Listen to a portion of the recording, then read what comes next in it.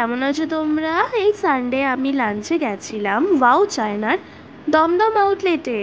Lunch order করে বসে কত ওয়েট করছিলাম কখন আসবে, খুব খিদে পেয়ে গেছিল। ভাবতে ভাবতে লাঞ্চ হাজির। মেনুতে ছিল চিকেন সুইট কর্ন স্যুপ আর তার সাথে চিকেন মাঞ্চুরিয়ান আর নুডলের একটা বোল। চলো ঝটপট খেয়ে নিই। মারাত্মক গরম ছিল। টেস্ট তো জাস্ট ফাটাফাটি। ওয়াও চায়না চাইনিজ বলে কথা, পুরো অথেন্টিক চাইনিজ টেস্ট ছিল। টেস্ট নিয়ে তোমাদের তো আর কিছু বলার নেই হলো।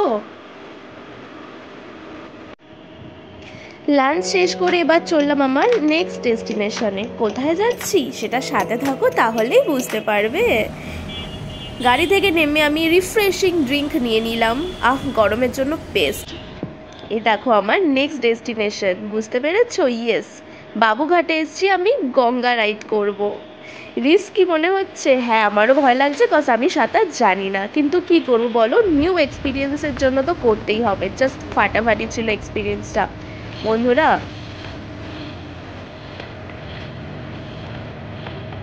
এই দেখো বন্ধুরা, এখানে আমি ট্রাই করছিলাম গঙ্গা জল হাতে নেওয়ার, কিন্তু পাচ্ছিলাম না, গঙ্গা মা হাতে আসছিল না। হাতে এইসব নিয়ে নিয়েছিলাম। এরকম সুন্দর এক্সপিরিয়েন্সের জন্য এটুকু রিস্ক তো নিতেই হবে।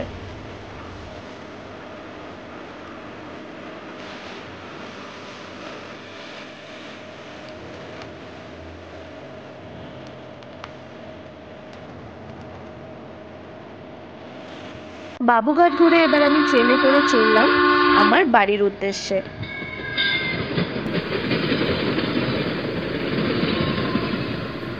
ট্রেন থেকে নেবে এবার কিছু তো খেতে হবে, ইভিনিং স্ন্যাক্স, তাই ঢুকলাম সুগার অ্যান্ড স্পাইসে।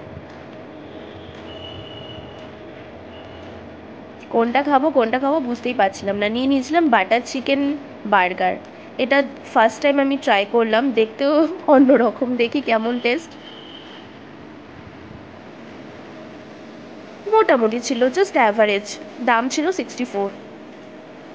এরপর নিয়ে নিয়েছিলাম চিকেন স্যান্ডউইচ, এটার দাম ছিল 50। হেভি গরম ছিল।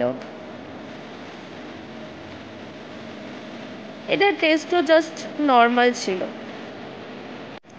এরপর একটু গলা ভেজানোর জন্য কোল্ড ড্রিঙ্কস তো দরকার, তো থামস আপ। সো ফ্রেন্ডস, আমি থামস আপ খাই। তোমাদের ভালো লাগলে like share comment and subscribe করে দিও। Okay bye friends.